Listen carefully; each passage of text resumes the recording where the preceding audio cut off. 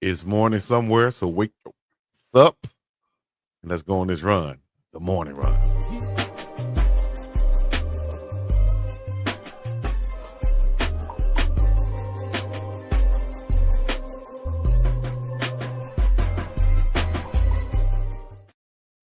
11 a.m. Mountain Time, 1 p.m. Eastern Time, 7 a.m. Hawaii time. It's morning somewhere. Shout out to everybody checking in all across the world. If I can get it out the right way. We are your hosts, BiggDogg Chico, Phillip Dukes, and Uncle Neely. We have some special guests coming on with us today, but we would have a nice little discussion before we bring on our three guests. Good morning, fellas. How are you guys doing? Hey, doing good, brother. You know, you brought an interesting point up. Yeah. Is it called Hawaii time? What is it called out there? I love when you put me on the spot. I used to say Pacific time, but I realized that's California. I know exactly. That ain't right. I realized that's California, but yes, Hawaii time. Hawaii time. So in other words, he don't know, y'all. Like he don't know the time. He don't know the time zone in which he lives. It's probably something like Samoan Cinco time or something.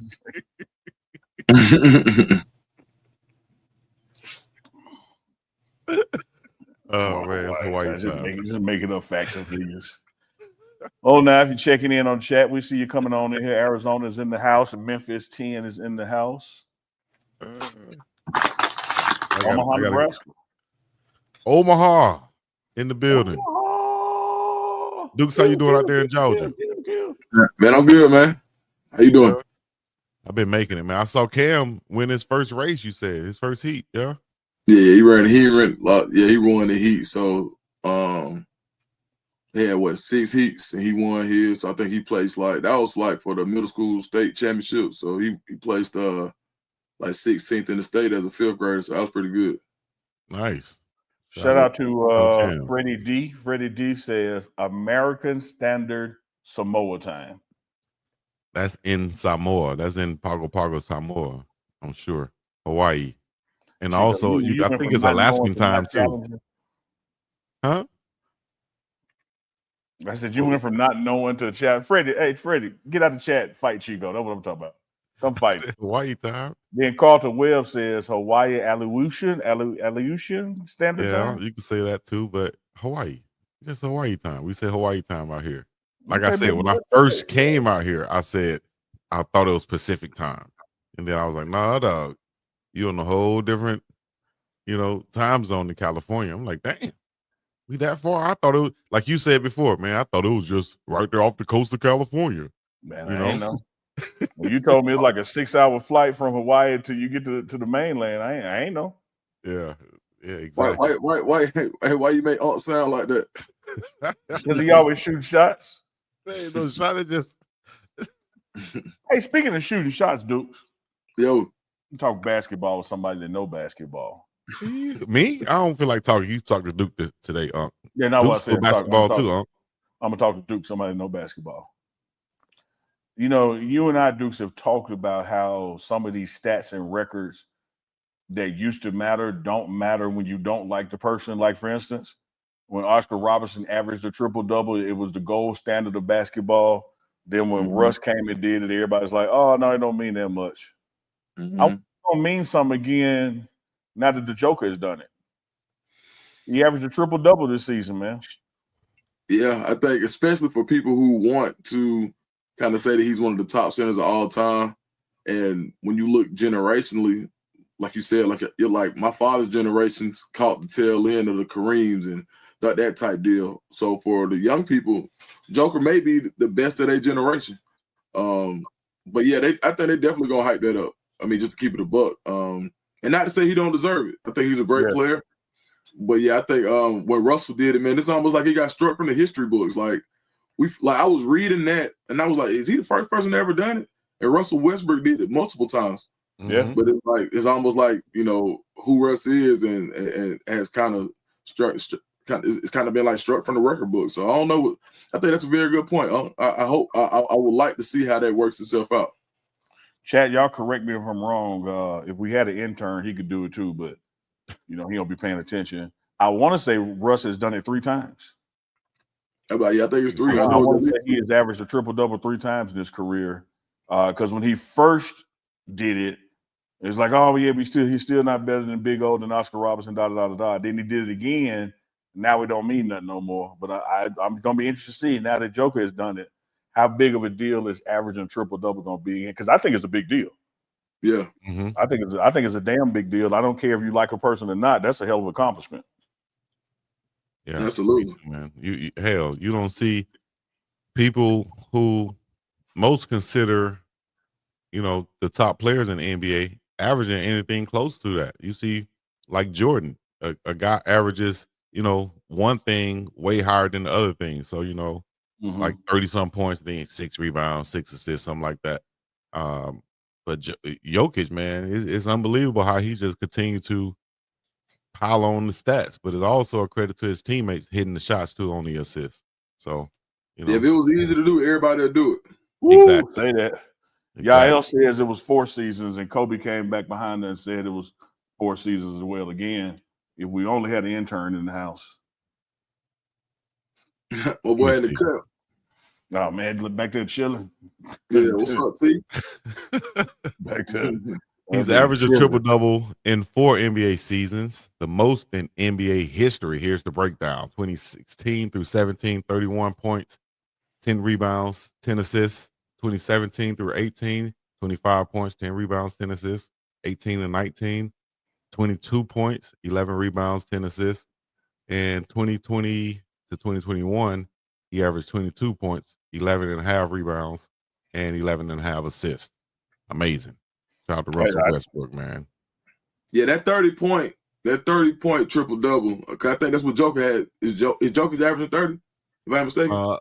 Let me see. I know that was the first time since Oscar Robertson in 1961 that a player to average a triple-double. He won an MVP that year too. Jokic stats. Let me see. This year he is 29. He's third in the NBA with 29 points per game, 12 rebounds per game, and 10 assists per game. Man, Russ with that 30-point triple-double is crazy. As a point guard. What is he, like 6'3", maybe? That's crazy. Yeah, it is. It is.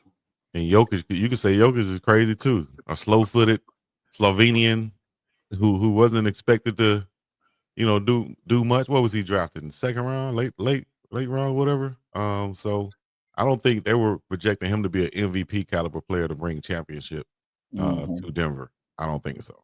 But hey, let us know in the chat what y'all think. Touching on some basketball now because we got a CU heavy show today. We're gonna have Brett Bartalone join us in the last segment, tight end coach. Middle segment will be Gunnar White, the offensive line coach, and coming up first is going to be Corey Phillips, director player personnel. It's a busy week for Corey and his staff with the portal opening officially on Wednesday, but upperclassmen being able to declare now before the portal opens. And CU picked up some guys this weekend, so we're trying to get our basketball talk done before we get into all that because got something for you, Dukes. Yep. 22 years of playing ball. His streak, the longest streak in NBA history of averaging 25 points a season.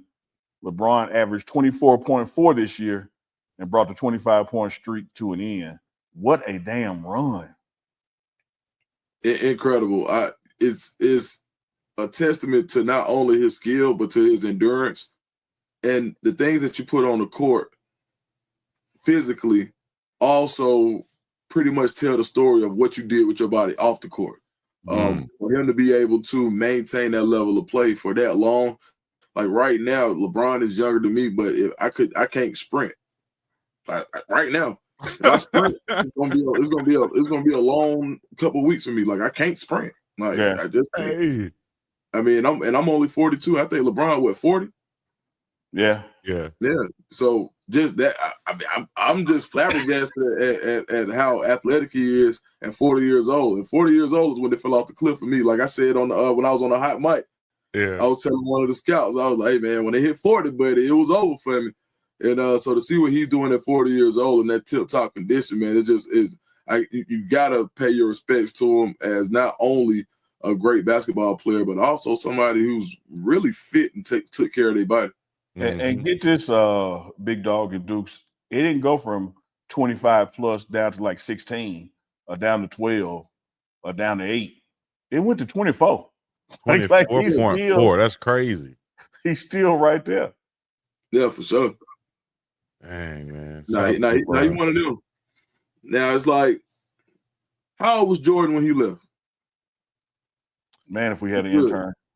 I think Jordan's what, like his final 40? year was, he had to be what, 40 maybe? Let me see. Yeah, he played into that. Yeah, he played into 40. And just from the eye test, like Jordan ain't look nothing like LeBron did physically. No, he didn't even look like the same Jordan. No. Yeah, you saw LeBron put on weight, but it was different. You know what I mean? Yeah. I think LeBron could put on weight and be a legit power forward for 5 or 6 years in the league or something like that. Michael Jordan was 40 years old when he retired the third time, which was the final time after playing 2 seasons with the Washington Wizards. Retired for good at the age of 40. And Dukes brought up a point. I'm laughing because it was partly true for me too, in a sense. But it was funny how he said it. You know, he was like, man, here, I'm and I can't sprint. And I was like, damn, I thought about that the other day. It's true. It's called father. Like, there's 2 things that's undefeated in the world. Get your pencil out. Definitely Father Time. There's 2 things undefeated. That's Father Time and Coochie. All right. They ain't never lost. Never will lose. He ain't lying. LeVar Ball never lost. But look, Dukes, write it down, Dukes. Father Time. Father Time. And Coochie. And they ain't never lost. Is that with a K or a C? It's with a C-O-O-CHIE. Whoa. Coochie. All right. Ain't never lost. That's not Coach Chiefs. This is not Coach Chiefs. Okay.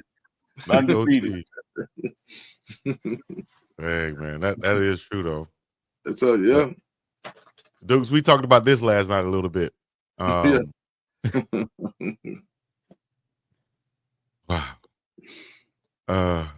Can the Lakers beat the Wolves? Can the Lakers beat the Wolves in the 7-game series? Yeah, they can. Will they beat these guys, and how will they match up in your eyes coming up in this series? Man, I don't know. That's must-see TV, man. So, got 2 of my favorites. I'm a LeBron fan. I like Luka as well. Definitely Anthony Edwards is my favorite player in the league. Face of the league for the younger generation. G Herbo's son got me not want to say YNs no more. So for the YMs, the young men, I'm gonna say I don't know, man. This is a good one, like, because you think about what type of problems the Timberwolves present to the Lakers. They would have to go out. If it's me, Naz Reid is the guy that makes that series difficult for the Lakers. I think perimeter wise, the Lakers can guard 1 through 4, but I think where they struggle the most is when you got a big guy that can score in a perimeter. And Naz Reid is a guy who likes to play on the perimeter, even being 6'10", 6'11". So I would say that he's going to be the catalyst for how this series goes. I think if they still had Karl Anthony Towns, I wouldn't even question it. I would say I would give it to the Timberwolves, but with the currently constructed Timberwolves right now, I would probably lean a little bit towards the Lakers and hope that the T-Wolves win. But if I had to put some money on it, I would go with the Lakers. I drew the same conclusion. We talked on Uncle Chico last night. I say Lakers in 6. I don't think either one of these teams will sweep the other one. I think there's too much talent, whether it's individual or collective talent on both sides, that I don't think anybody's going to go 4-0. So I'm going 4-2 Lakers because I just love what Luka brings to the table. Really stretches the floor. What part of the floor are you going to guard him, and who are you going to guard him with? And then, of course, LeBron is LeBron, even with the tweet growing. So I do think the winner is going to be the public, because this is going to be great TV. The way they're going to hype this series up like it's the finals. Yeah, must see TV. It is what it seems like. what is that? Saturday, 2:30 p.m. my time, Hawaii time, is when it'll pop off. And that lets you guys know right there how the game, like prime time, you guys get home from work, y'all can sit down and have dinner, and the game is coming on right on time, 7 o'clock, so to speak. 2:30 p.m. is when it pops off here. You got to make adjustments, or you're gonna have to not look at your phone, because by the time you get off work, you're gonna know what happened in the ball game. Crazy. But you're right, Dukes. Naz Reid averaged 21.5 points versus the Lakers in 4 games this season. 21 points, 6 rebounds, 2 assists, and 2 blocks. So I think you're right. He might be the missing piece in the catalyst for the Wolves to win this series. But I'm still going to say you can have Naz Reid. You go to the library and read. Hell, you can call Coach Carl Reid live. Lakers in 5. Now, you know what? I want to do one for the T-Wolves just because you said that on Wednesday I'll be ready. I'm T-Wolves now. Just I'm taking a page out your book, Chico. I'm being contrarian on purpose. All right. That's what Chico, I just pulled that out of my back pocket, but let's Chico, transition. Dukes Scoop, we got our first guest with us. Yes, sir. Gunnar White has pulled up to the set. Offensive line coach, Colorado Bulls. Coach Gunnar. I was putting his Red Bull on camera, but they ain't cut the check yet for Gunnar. That's right. Yeah. I interviewed Coach White in his office, and Red Bull Cam was positioned, and we ain't heard from Red Bull, so we're not gonna show him. That's right. My man. Good to see you. Welcome to How the you morning, doing, Coach? with BiggDogg Chico, Deuces Coop, and yours truly, Uncle Neely. Coach White, give us your assessment of the O-line this spring, man. Some good development so far. Zach Chrysler, Mono Tamani, Zary McGill, they've all done what we expected them to do whenever we brought them in and recruited them. Center spot's looking pretty good. We just need a guard right now. And with Xavier Hill committing this past weekend, I think that's looking better in that direction as well, too. Jordan's still Jordan. Jordan's always going to be consistent, And Zai, he's been a huge surprise for us. Very, very pleasant surprise.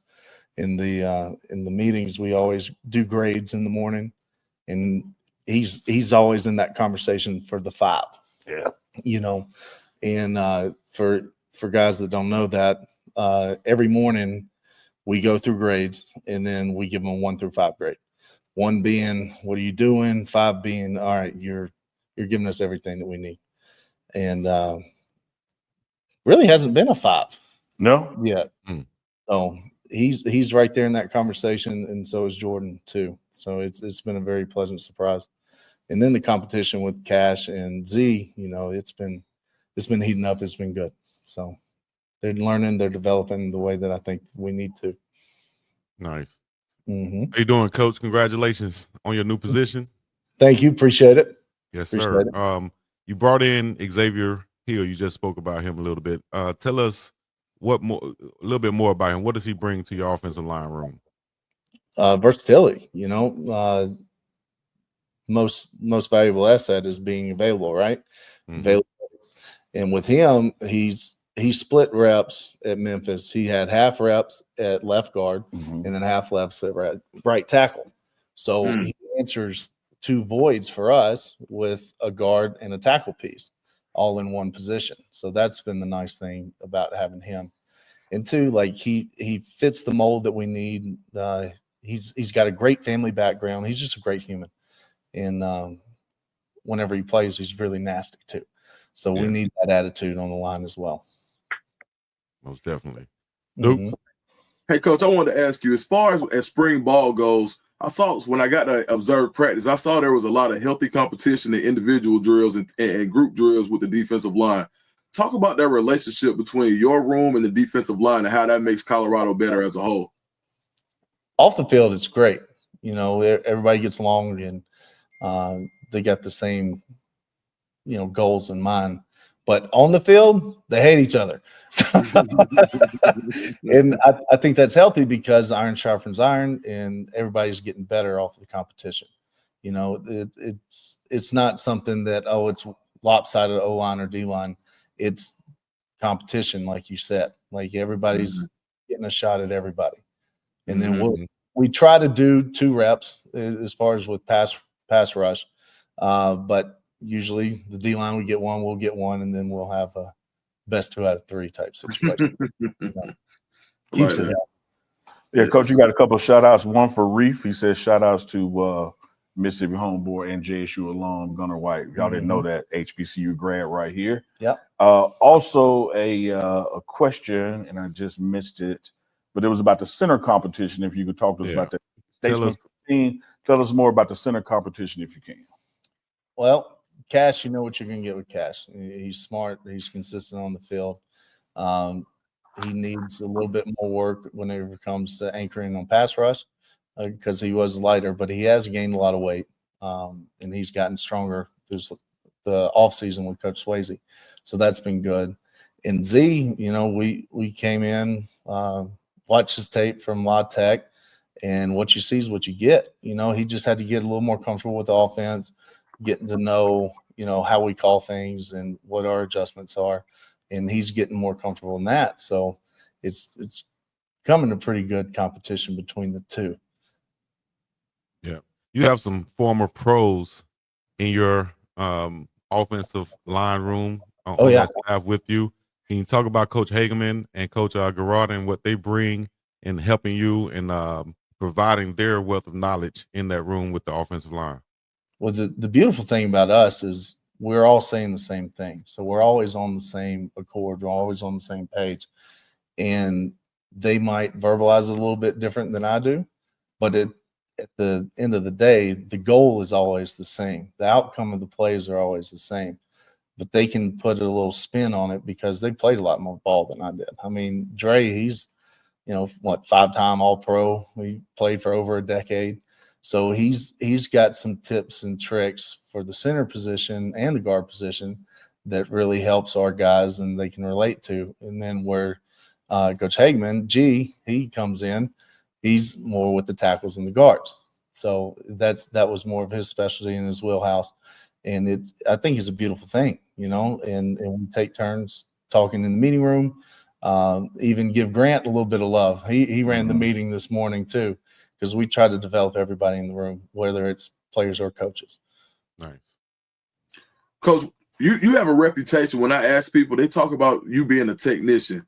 When you're dealing with this high level of athlete, is it difficult sometimes to kind of, if a guy may not have the perfect technique, but he's still getting the job done, but you know later that he's going to need that technique if he goes to the next level?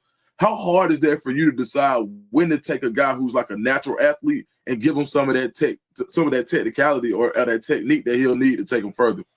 Well, you preach the technique the entire time, throughout drills, throughout team periods, throughout the meetings. But at the end of the day, offensive line is not cookie cutter. Like I can't teach Jordan Seaton the same thing I can teach Cash Cleveland. You know, because the body type's different, the athleticism's different. So you have to do things that favor their natural attributes, you know, and vice versa. Like Jordan can do certain things that Zai can't do, and Zai can do things that Jordan can't do. But at the end of the day, you always work on the quote unquote perfect technique, but it's not always the same for everybody. Gotcha. We got a super chat just dropped in, fellas. Chairman A with the $5 super chat. Appreciate that love. Shout out to you guys. Question for Coach. Coach, will you be going back in the portal for more linemen? Absolutely. Absolutely. You know, who's not at this point? You know, I think that there's not enough big men on the planet anyway, much less that are strong and athletic. And I know I've said that in conferences before, but it's the truth. You know, you can't just go down the street and find somebody who's 6'8", 330, and they can run a 4.8. That's coordinated. Yeah. Most of the time they look like a baby giraffe and they can barely get off of the ground. It's true. So it's a unique thing that we just got to keep going and keep evaluating guys and hit our marks. There was another super chat from Chairman A again, $5. Appreciate that. If you had to rate the O-line right now and their progress, what would it be? And also, how's the chemistry coming? Thanks. I think the chemistry is great at this point in time. You know, there's not cliques in the room. Everybody's on the same accord. Everybody's hanging out with each other. And it's not just like Jordan getting the guys together, like Mono would get them together, Cass would get them together. And that's the beautiful thing about it, because it's not just, the freshmen here or the first group or the second group. I think the chemistry is really good. And then it's been a open communication in the room as well too. And that's the nice thing about having all three of us in there, and 4 if you count Grant, is that we can cover more ground in meetings. With me being in the front of the room, I can get like the top corner. Dre, he can get the front and right corner. George can get the back corner. And then Grant gets the other side by the door. Yeah. So it covers a lot more room that way, and then gets more information. And that way we can get to like more class on grass, so that we can do more walkthroughs. Guys don't learn the same way. Like there's 3 styles of learning: audio, visual, and kinesthetic. And then not everybody's gonna. You can't take Chico from Alabama. You can't take Chico that fast. Now, okay, give it to him again. All right. So audio, you got to talk through it, hear it, right? Visual, you got to do the diagrams, the play drawings, the film. Kinesthetic is more walkthrough, so you see the looks and you feel it with the And then the light bulb go off over his head. Boy, I love learning. Yeah, but you got to get to know the guys and see what they learn the best from.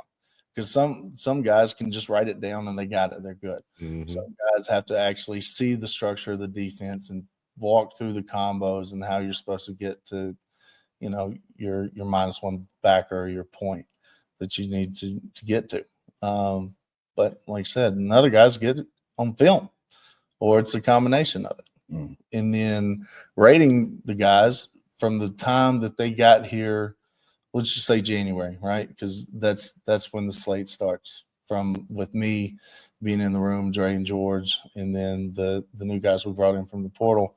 We went from about a 2, I would say, to about a 4 overall. And we still have some time, 3 days left in spring ball for practices, and then with the portal coming in too. But I think we've made major steps in what we're trying to do as far as protect the quarterback and run the football. Absolutely. Nice. And so the audience out there knows on the scale we use, 4 is who you can trust. Yes. 3 is, average, a little below average, whatever. 2, I cannot trust you whatsoever. Yep. 1, why the hell are you even here? Yep. And 5 is that what we're all going for perfection. Yep. So going from 2 to 4 is a big thing. Huge. It's huge. You call that 1 Uncle Neely. No, I can't do that. Neely, in my world, he's a 5. Oh man. Okay. He's sliding your money. I know it. Yeah. No. That I've just built a relationship with Neely over the years, from start of Jackson State until here, and I've seen him grow, and he's seen me grow. Absolutely. So it's been a beautiful thing. Nice. Can you do something for us? And that is, I'm sure Neely will understand this. Can you let everybody? Can you learn us about you? Can you tell us about you? Your background. How did you get into coaching? Tell us where you're from. Give us a little bit of family history and so on. Sure. I'm from Cherry, Mississippi, which is about 15 minutes south of Jackson, Mississippi.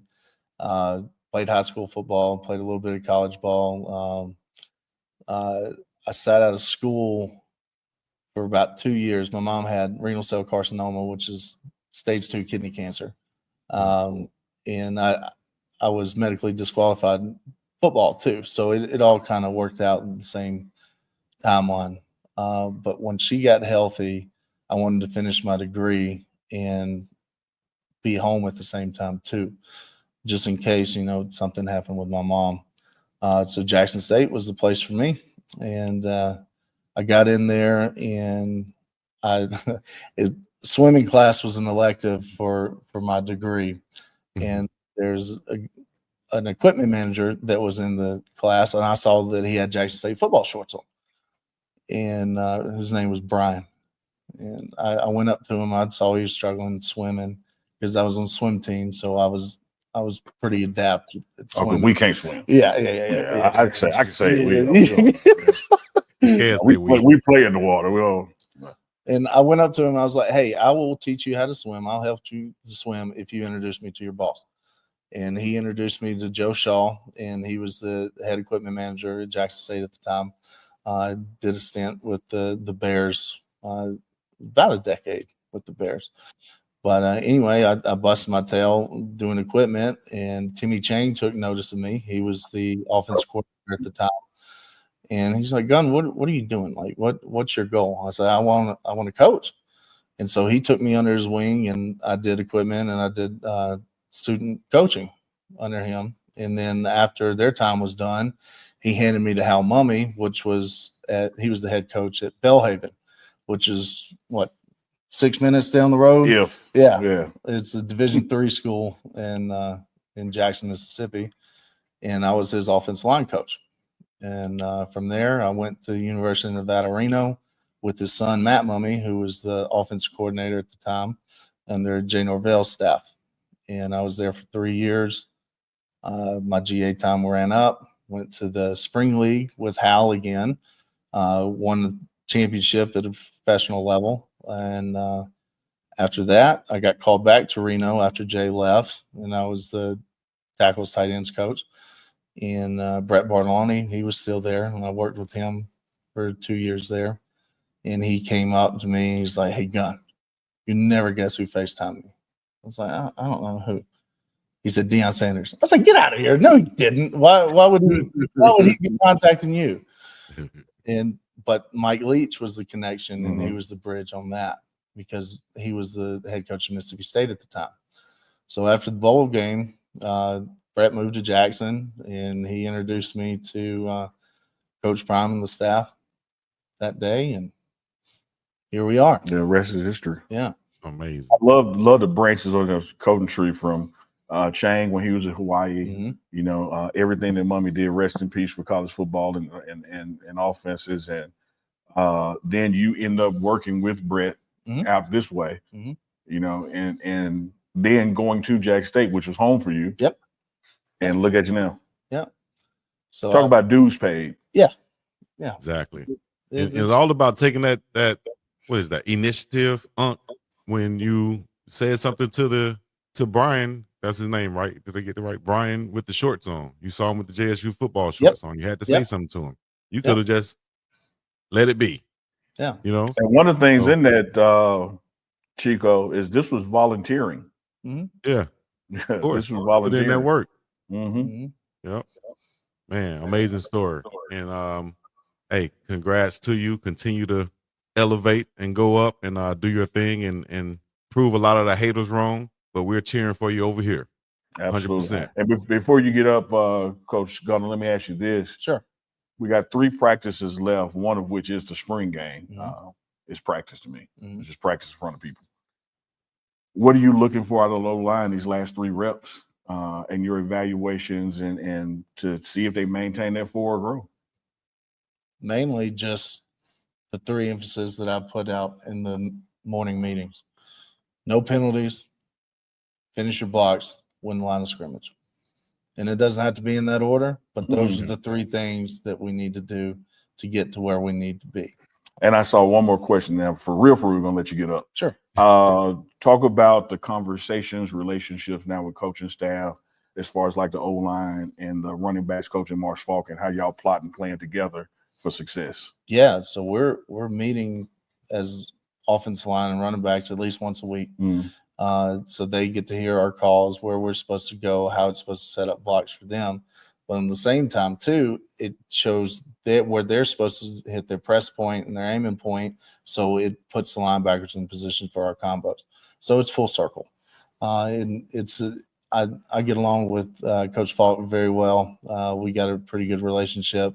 And then with Coach Dre and Coach George, like it's a beautiful thing. And then J-Mac too. Yeah. Like it's a full we got to have him deal. on. That joke's got some energy. Yeah, man. he's a good man. Yeah. You know, he comes from a similar air raid tree too. Yep, he sure does. He sure does. Yeah, air raid run and shoot.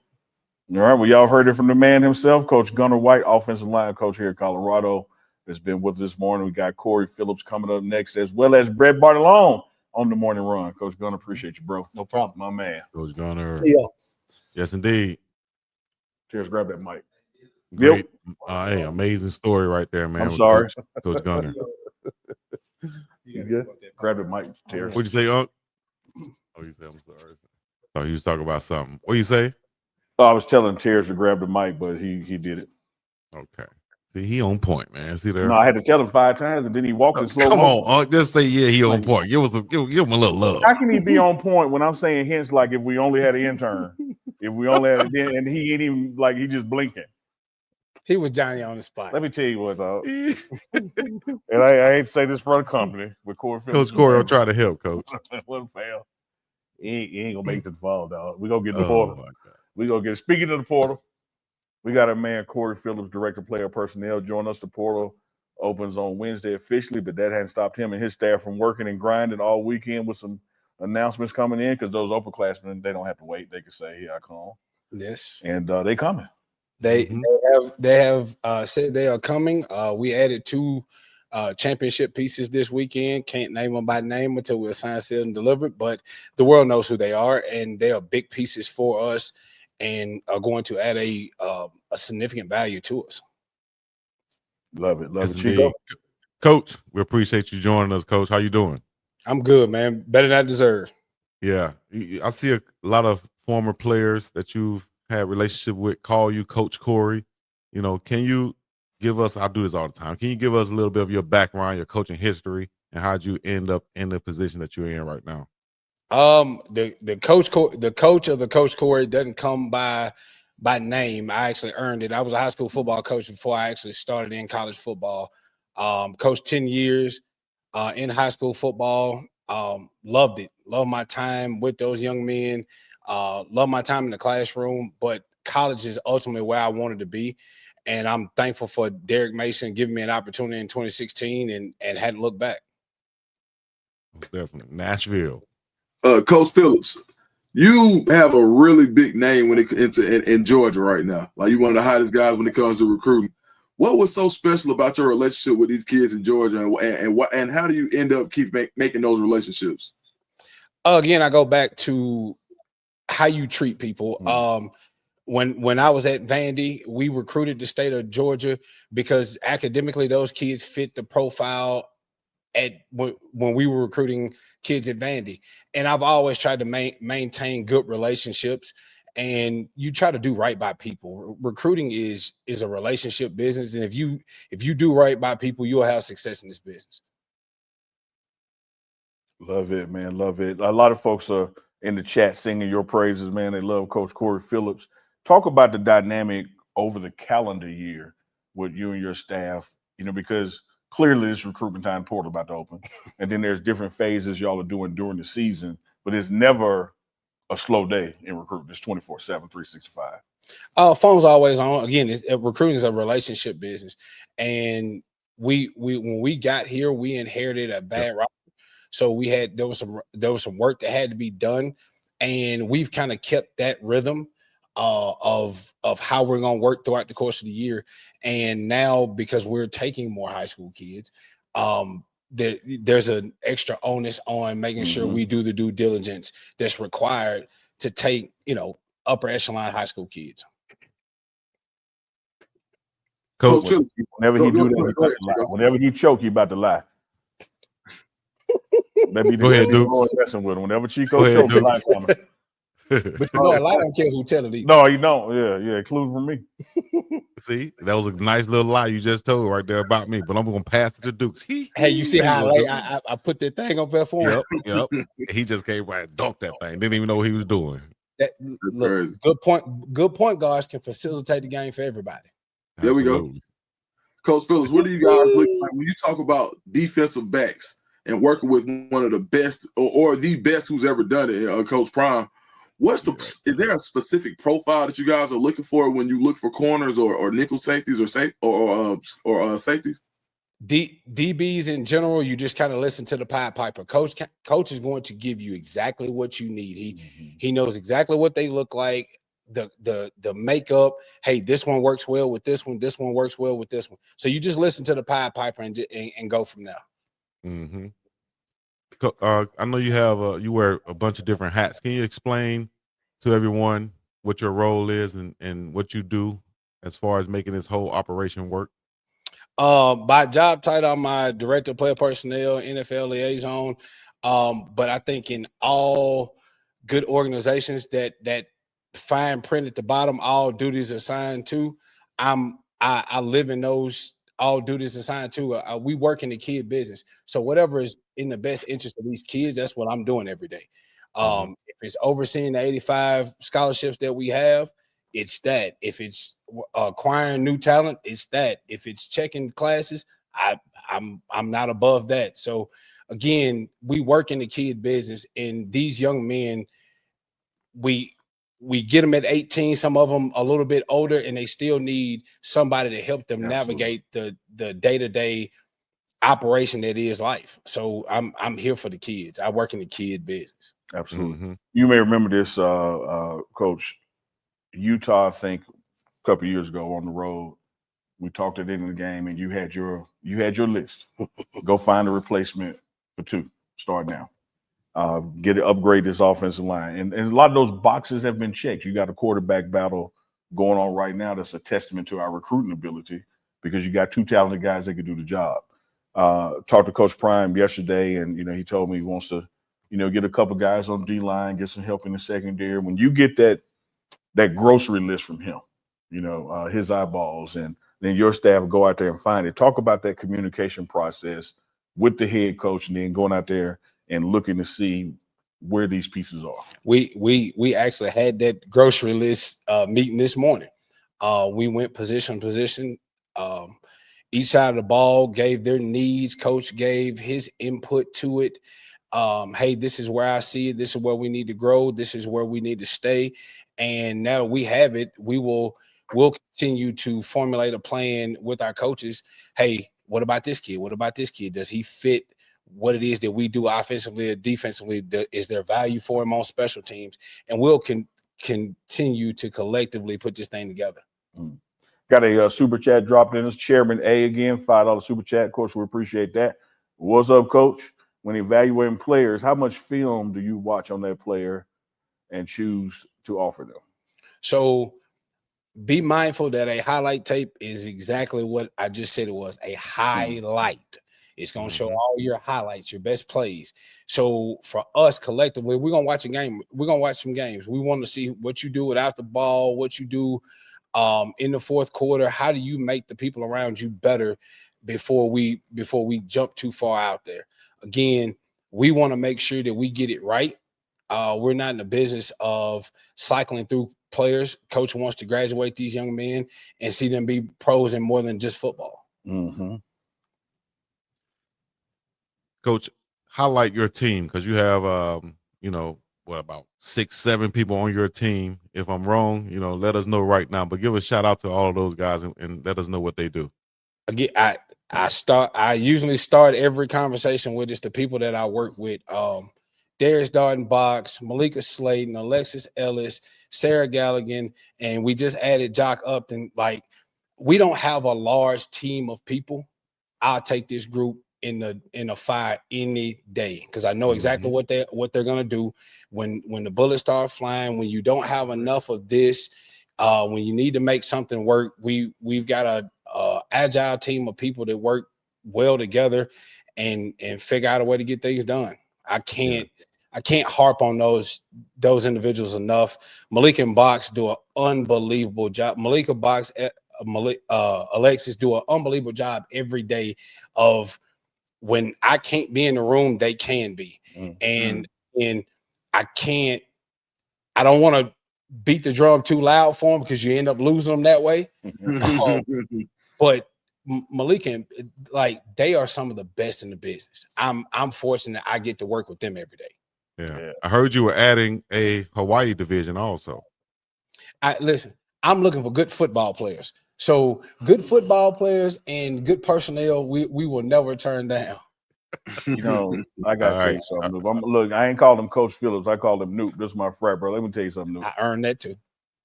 It's about 5 times in one day that Chico say something. I had to go, this like Egypt. I wear a lot of hats, so people tend to think I can get them hired. The blessing in the job that I do every day, I know somebody that can hire you. That I can't. See that? See that? Yeah. See, Coach Gunnar White said something to Brian with the JSU shorts on. Look where he is now, coaching with Coach Prime on one of the best staffs in the world. I just got to say something. My truth be told, Coach, I didn't know Coach before I got this job. One of my former college teammates, Austin P, Carl Reed, made mention of me, and the conversation went from there. Again, it's not what you know, it's who you know and the manner in which they know you in. That last part. I can't, again, I'm thankful for the relationships that I have because that was a former teammate. And he just mentioned my name and it went from there. So I'm thankful. We grew up getting taught, it's not what you know, it's who you know. But in that who you know, people miss the fine print of what do they think of you when they know you. Correct. And what is their assessment of you? Yes. And again, I go back to it's how you treat people. I try to make sure I always treat people the way I want to be treated. And I'm fortunate to be somebody's daddy. I've got a 14-year-old that eventually is going to go off to college. I'm trying to put some goodwill in the world that hopefully a coach or somebody says, you know what, I'm going to make sure you straight. Yeah. Because I'm trying to make sure somebody else's son is straight every day. Hey, man, this has been Coach Corey Phillips, Director of Player Personnel, your Colorado Buffs on the morning run. BiggDogg Chico, Dukes the Scoop, Uncle Neely. We got Bartalone coming up next. We appreciate your time, brother. Appreciate you. Yes, sir. Appreciate you, Corey. Hey, man, we've been nonstop bop over here. Terrence got up and did something, like right down the date and time. 11:49 a.m. Mountain Time. I didn't even have to say get the mic like he did. Like he did it. Like you're gonna stop throwing punches at my dog Terrence back there, man. Yeah, I might have to dim this light. I did some lotion around, Coach. They roll for that. Another exclusive coming up right here. Yes, sir. Yes, sir. Our tight end group, man. You have been mentioned like in every interview before you. For real? Gunnar White mentioned you.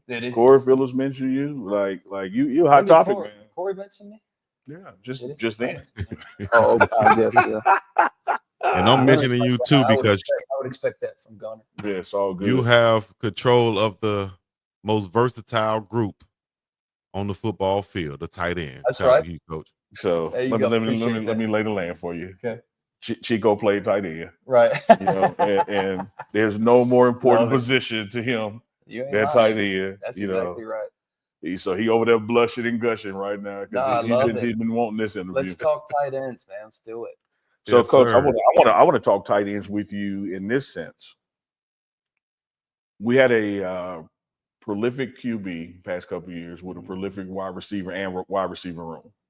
In fact, our first year here, we converted a wide receiver to tight end and got a lot of action there. With these two quarterbacks coming in their first time in this system, it seems to me they're getting the ball out quicker, maybe, something on their to-do list. Yeah. It seems to me that's going to bode well for your room. Yeah, I mean, we're going to line up and we're going to do our job, and that could be a variety of things depending on the week, depending on the guy that's back there dealing it. Look, if we're going to be attached to the core and block the edges, that's what we're going to do. Shador obviously had an unbelievable skill set, and he's able to spread the ball around the field and touch any part of the field and get it wherever he wants. And we had really good receivers last year and really the last 2 years that he could dish the ball to. So now these guys back here, that's what spring ball's for. Maybe they have a little different skill sets. I do think that the two quarterbacks that we've had dishing the ball for us, I do think they're very talented and they could both play at a really high level, throw the football around. So, but that's what spring ball's for. We're going to see who we are as an offense, and we're going to maximize all the players that we have on offense, quarterbacks, tight ends, and whatever our role is, that's what we're going to do. So, love it. Tight end? What are the skill sets of the tight ends that you have in the room right now? Yeah, I mean, right now, so Savell Smalls was a guy from last year. He's a dude who he started off as a defensive end when he got here, played defensive end over his career, and we transitioned him to the tight end room last year. He's embraced the role. He's come a really long way. So like last year, if we're in 11 personnel, it's Savell. He's attached to the core. He's blocking defensive ends. He's chipping on protection. He's doing all the dirty work, right? And so we have a guy that we feel like could put his hand in the ground and maul people, is in Savell. Now you add a guy like Zach Atkins to the mix. Zach can stretch the field. He could run. He actually played wide receiver back in his day. So he's fluid in that sense. It's natural in that sense.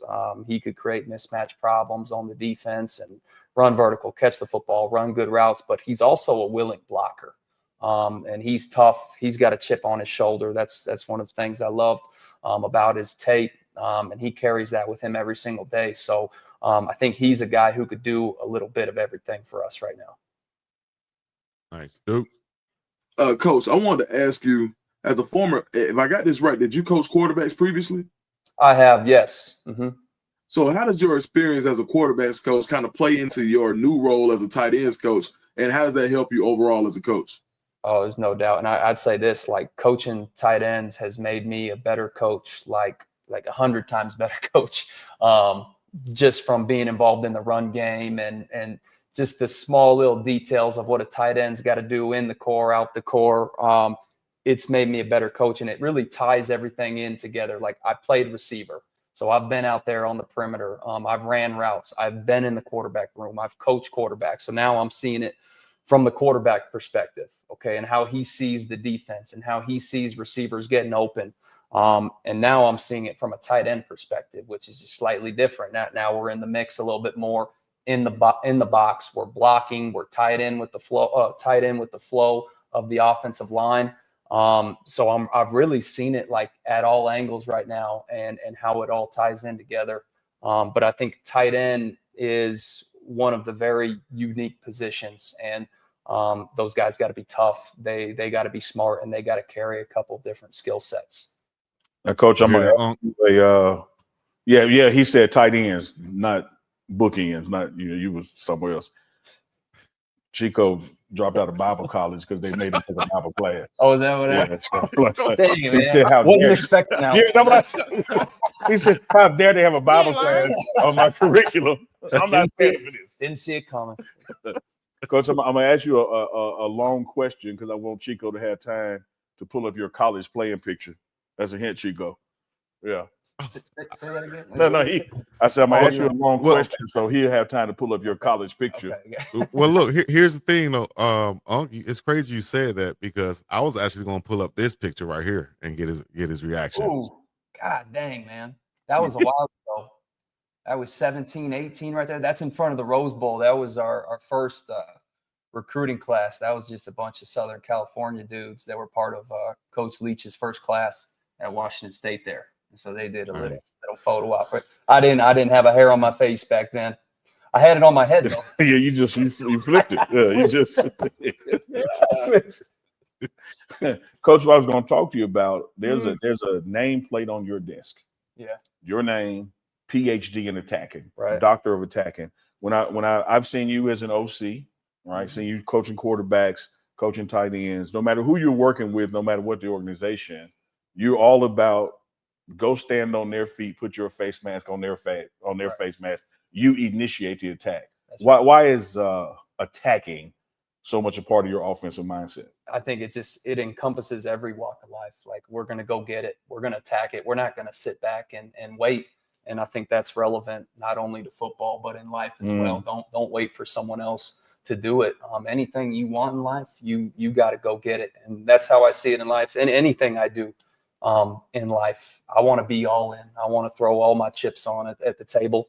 And then from an offensive standpoint, or even from a tight end standpoint, I see it the same way. Like let's not sit back and wait. Like don't wait for someone else to make a play. Like let's force the issue. Let's be the aggressor. We want them to react to us.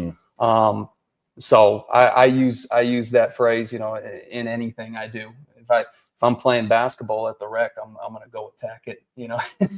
If I'm coaching, I'm running a tight end meeting, I'm going to attack it full force, and I'm going to put all my chips on the table. And that's just how I approach everything I do. It is certainly how you coach, man. And the guys in your room, they adapt to it. I love it. Right. Chico, what you got? Where were you going with the picture? Huh? Oh, you pulled up another one. So I was just going to let them see how badass he was. Because y'all, like, here's what people think about badass. Like they'll look at me and think I just got badass. Like no, like I've been badass 30 years. Been Yeah, like this, yeah. So I Been wanted them to badass see 30 your years. wide receiver picture from college. Yeah. So they could know So I know which one you're talking about. So that one right there, are you talking about the one where I'm walking off the field and I Yes. just look? Yeah. Yes. So Yes. that was not that long or not that far removed from that picture right there. I still had that style going in that picture. You just can't tell because I'm covered up with the helmet or the face mask. Yeah. But I was grizzly looking, man. That's when I first started experimenting with the beard, and I was just 19 years old, and it was growing in all patchy and whatnot. It didn't look good at all. But now I'm older. I'm more seasoned. I got the beard oil going on and stuff. I got ways That's to right. get the volume that I want on my face. See, that's young Brett, like again, but look at the hair though. Look at the flow. Oh yeah. Isn't that something? It was actually I just started wearing hats. It started thinning up at the top. I started wearing hats and I just cut my losses and moved on. You hear that, Chico? Is it? Oh, Cut his losses and moved on. That's what you're trying to say. I'm trying to say stop dyeing your hair. Just cut your losses and move on.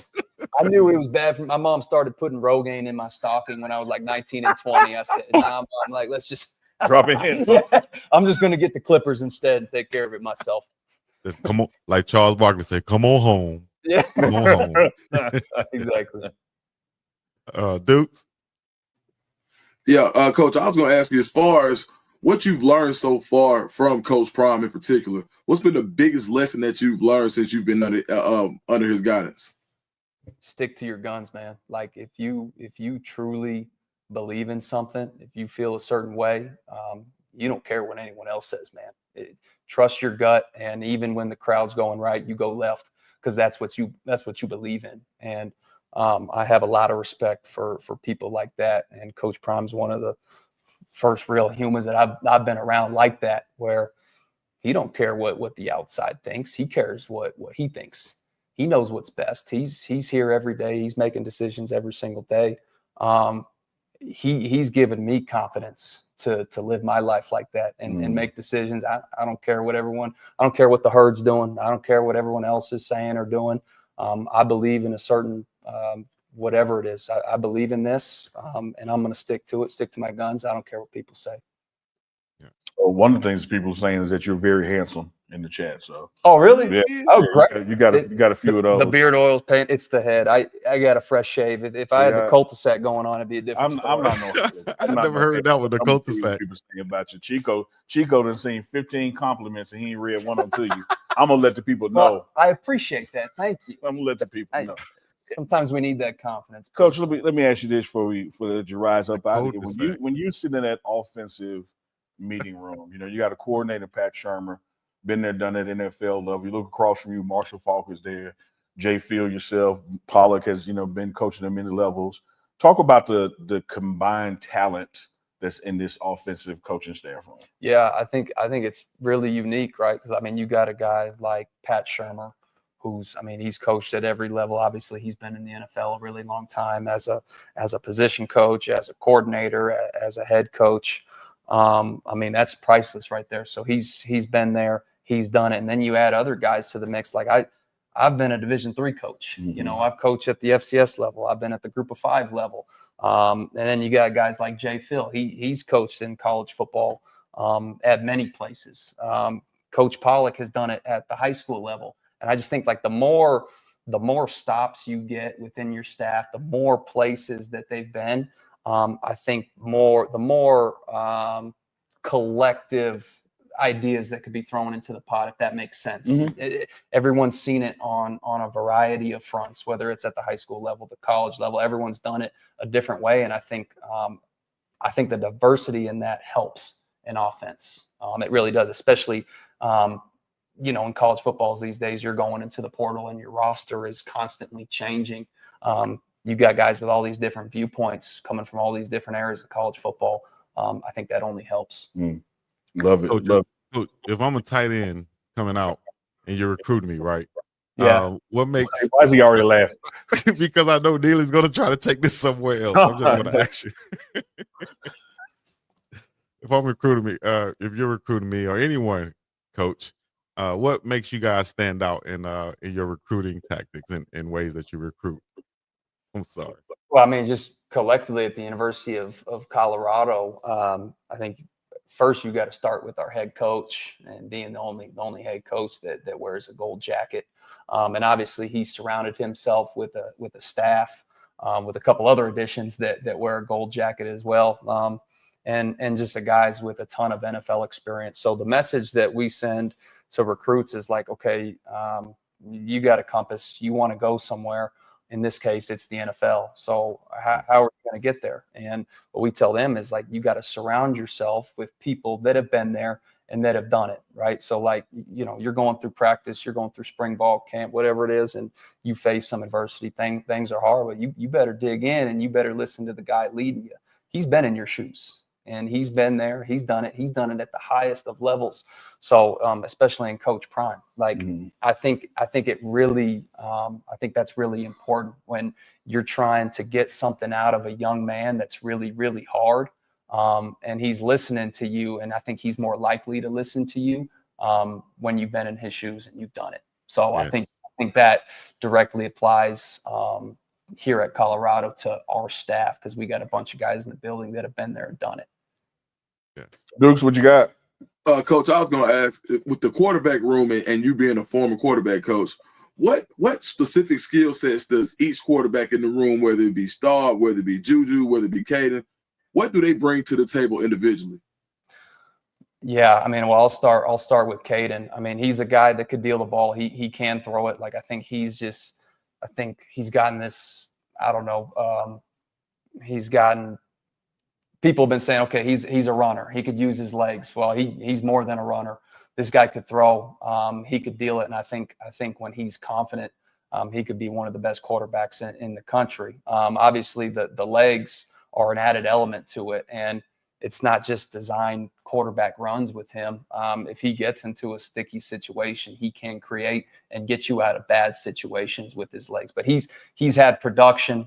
He's had experience. I think he has natural leadership traits.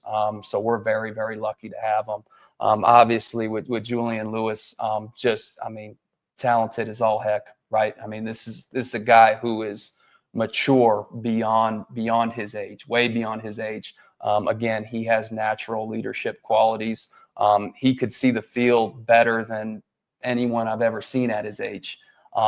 And then similar to Caden, he still has enough athletic ability to where he could still get you out of bad situations, and he could create and he could extend plays with his feet. He could change arm angles, make the tough throws across his body, off platform. We are very fortunate to have that one, and I'm excited to see him really grow in this offense. He's going to be a special one. And then you got a guy like Staub.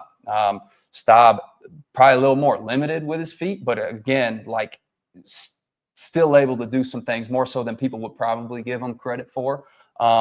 Staub's a smart dude, man. I mean, he knows football. He works at it. He studies it. And so one thing about Staub is he knows where to go with the ball, and he makes quick decisions. He knows his limitations, but he's able to deal the ball effectively and efficiently and really own the offense, not just so from a passing standpoint. He knows the run game. He knows how it's all tied together. He could probably change plays at the line of scrimmage and throw off added run defenders to create the mismatches and the one-on-ones that we want. So I think Staub's done a really good job over the last couple of years, just gaining an overall understanding of the offense. Love that. If you're just joining us, this is Coach Brett Bartalone, tight ends coach, Colorado football. We've had Coach Gunnar White, offensive line on, Coach Corey Phillips from player personnel on. Let me tell you about this guy right here. Y'all don't understand that it ain't just about winning for Coach Prime. It's about dominating. And I remember year one, we win the SWAC, undefeated in conference play. But we weren't winning by a big enough margin because he thought we had the talent to be dominant. He calls into the coaching tree and they recommend this guy. Guess who comes in the OC? It takes us up a notch. He knows ball. He's a professor of attacking. There you go. My man, appreciate you stopping by. You know you're welcome anytime, man. Appreciate y'all. Anytime. Thanks, guys. Thanks, Coach. Appreciate it. Yes, Chico. Indeed. Yes, sir. I got it firsthand from Coach Brett that he appreciates you as a tight end having eligibility left. He said he's just concerned about your abilities left, so he's not going to offer you when the portal opens. That's okay. That's okay. Yeah. That's He's fine. not concerned about eligibility. He's looking for ability. As he said, the best ability is availability, and I'm definitely unavailable right now. Like Duke said, I can't even sprint. You're watching these young kids sprint out there making knees hurt. Like, hey. Like, what a show, fellas. What a show. Yes, indeed. Starting off man. this last week of spring ball, man. What a show. Three coaches dropping by. Amazing. Yeah, I definitely want to give a shout out to the booking agent for the morning run. The booking agent went crazy. Not gonna shout him out by name. But he ran the corner. He backed up with the sound man. Yeah, exactly. Yeah, man. Booking agent went crazy, man. That's one of the most beautiful parts of the morning run is when you got somebody boots on the ground. You get access that you just don't see in this ecosystem at all. So, want to give a shout out to Uncle Neely for sharing his platform with us as well. So we appreciate that for sure. And Chico. It's our Chico, platform. Thank you for being the sound man, Chico. I appreciate you. I'm not the sound man. The sound man over there. I just make sure he's straight. Well, being the engineer. Okay. Yeah. No, appreciate you, Dukes. Yeah, thank you.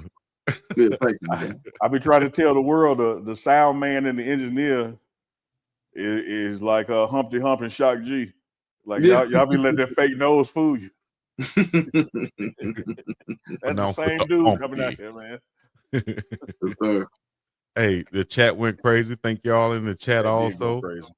John Gray said, Chico not sound man. I tell you what, Chico the moderator for sure. Because somebody said something about Chico, he got him up out of here. Now people talk about us all the time. He don't say nothing. That man put Chico name in it. They don't talk about y'all. They show love. They come here hating on me. Dude, let me tell you something. Get up out of here, dog. I was gonna wait till the show ended to talk to laugh about that, but you brought it up. No, you can bring it up on air. Listen, y'all come here with the. I done seen them come at your head and my head, and not only did he not delete it, he laughed at it.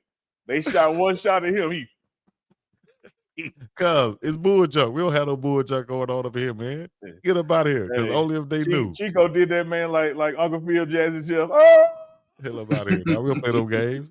Cause you wouldn't say nothing in my face. Man, that's the only thing. That's the only thing. You feel me? You better believe Keep it. the same damn energy. If not, then I'm just gonna handle you, by the book, and that is just going up out of here. All right. Hey, look, King David said, Duke's trying to make up for leaving this mic on their pro day without a compliment. Nah, man, I just ain't no hater. See, y'all, listen, man, listen. For one, we got love for the chat, but for two, shout out to my coach Harper, who said, man, you got to take it with a grain of salt, man. You got to take it with a grain of damn salt. And I never understood that. I never really understood that until he broke it down and said, listen, man, you ain't as good as they damn say, and your damn sure ain't as bad as they damn say. So who gives a damn what they damn say? That's all right there. Straight up. It is. And what I liked about it, with the intensity that you put into it, when you rattled your head, your hair almost moved. My hair ain't gonna move, big man. What you No, think? but it's almost moved. It looked like it wanted to, like when Captain America first tried to pick up Thor's hammer, it just tweaked a little bit. It looked like it wanted to. You know what I found out, Dukes?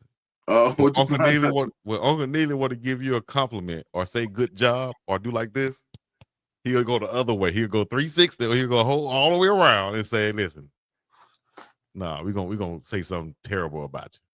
We're gonna say your hair ain't moved. It took you 2 years to learn that?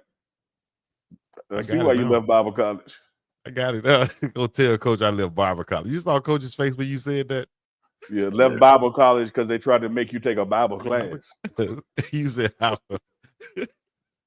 Like you didn't see that coming. The audacity of them to make me take how a Bible. y'all? How dare y'all trick me with football and then try to put me in Genesis? Like, hey, I ain't come here for that. Come here arguing with preachers. Man, I'm in for football.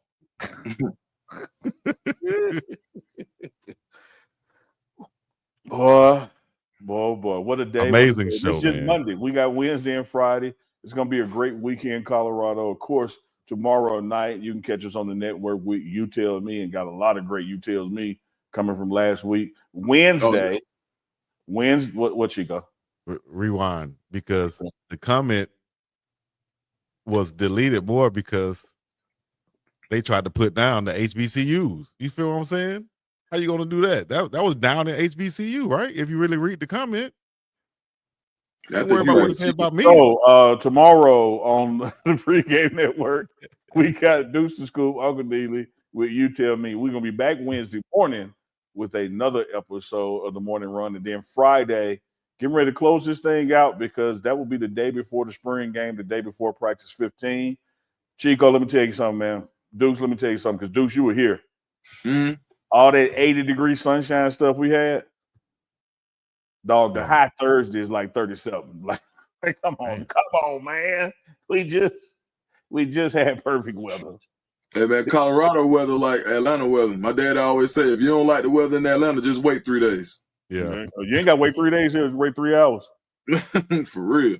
Yeah, it's gonna change. It is gonna change. Chico, the best hair in Hawaii. I want to say that. Hey, my whole goal every show is to have Dukes do this right here, what he just did a minute ago. He said, he went back to looking at his phone. Well, you achieve that goal every show. Man, all right, fellas. That goal every go show. Hey, that would be our name. Yeah, no, y'all wrong in the chat. I love the chat. That's why they say he transferred to UAB. Get you a Bible, not University of Alabama Birmingham, but get you a Bible. Hey, Leon is crazy, man. Howard, keep that there. Yeah, but CU bus 35. I mean, I'm just saying, yeah, in the 50s Saturday, but like it's been in the 80s. That's a 30-degree drop. I mean, we're gonna be here kicking it regardless. Like the weather ain't gonna stop no show. I'm just saying. You might want to move the spring game up a week. Right. Great show. Once again, we appreciate everybody who tuned in, no matter where you're tuned in from. Put your city, your state, your country, wherever you're tuning in from. Put that in the chat right now before you get up out of here. At least do that for us. You feel me? Mm-hmm. Appreciate you guys coming in our house and taking your shoes off, leaving them on the front porch. You know, washing your socks off before you come in. Because some people have dirty socks don't bring on. your backpack in the house because roaches like to get in backpacks. How you know that, huh? Because this girl came on my house with a backpack and a roach came out of it. Blame it on the girl. Shout out to Montgomery, Alabama, Cincinnati, Burlington, North Carolina, M-Town, Macon, Georgia. Is it MacTown or M-Town, Dukes? North. Emmy Marshall, North. Memphis 10. I see you, North Memphis. That's M-Town, Memphis 10. Arizona checking in. Gonna be my second home coming soon. Detroit. Oh no, my family in Detroit. 85 degrees in South Texas. Shout out to McAllen, Texas. San Angelo, Texas. Austin, Indy in the Texas. house. Indianapolis in the building. Naptown. Saginaw Pride. Saginaw, Michigan in the building. 317. Seaport, Savannah, Georgia. Shout out to Savannah State University. Aretha Burton said she missed the show. It's all right, Aretha Burton. Go bake some cakes and you can listen to the show at the same time. Make them biscuits from scratch. Cat heads. Stockbridge, Georgia. Baton Rouge, Red Stick in the house. Glockbridge. Yeah, they say Stockbridge got bad. The young folks call it Glockbridge. Damn. It ain't that bad, bro. Fort Myers in the house. Coach Prime, whole town. North Fort Myers High School. Shout out to them guys. 239, ain't it? I might be wrong. Might be 23. I don't know. Derby City. Oh no. What we talking about? Arlington, Texas. Valerie, Cleveland. Yo, you got anything to leave them with on the positive note, or we just gonna get up out of here? Just drop the mic. Yeah, man. Like I said, man, just looking forward to this final great week here in Colorado. These next 10 days, 15 days or so, going to be spectacular because not only this week take us through the culmination of the spring game, next week, 7 days later, takes us, through the NFL draft. So exciting closing out as we get to the midway point in April. We got 3 practices left. So practice schedule this week is going to be Tuesday, Thursday, and Saturday. And then next Thursday will be the first round of draft. Kevin Dorsey, $4.99 super chat. I missed it, Chico. What's up, Unc? I was in New Orleans this weekend and met A.D. Robertson at the blackjack table. He probably didn't want you to tell that, but I told him I asked him for your show. Good dude. Yeah, A.D. Robertson, my man. I texted with him last week. Trade A. Oh, It should be a little membership thing somewhere, like the little dollar button or something. Don't make me lie to you. Hit the join. It should be next to the subscribe. You should have a join button on the home page of all the channels. So y'all check out. Yeah, it's on the homepage. That's right, Chico. Yeah, I don't think you can do it from the chat. Yeah, I don't think you can do it from chat. You got to go to the home page on the desktop. You should be able to find it.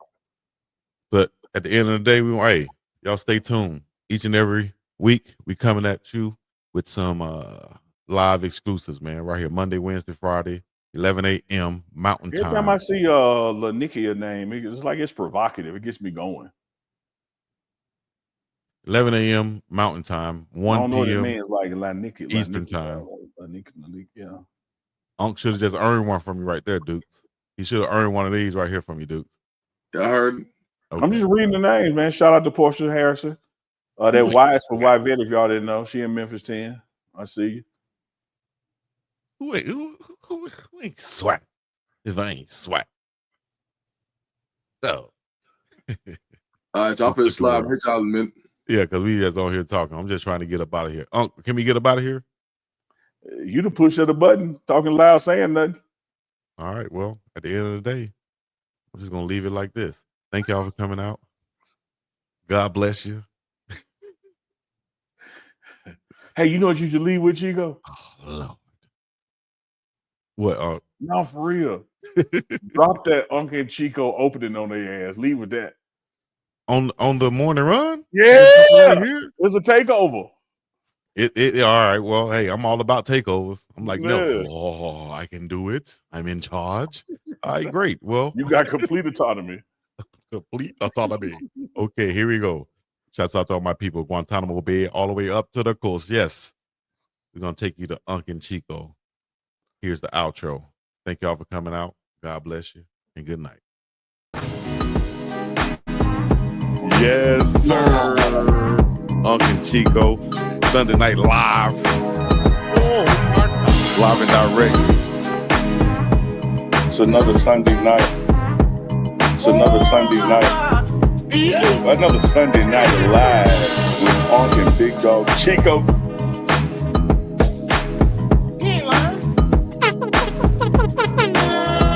Cold-blooded. It's another one. It's another one, baby. It's another one. Another Sunday night live with Uncle and BiggDogg. With Uncle and BiggDogg. With Uncle and BiggDogg. So get ready for it.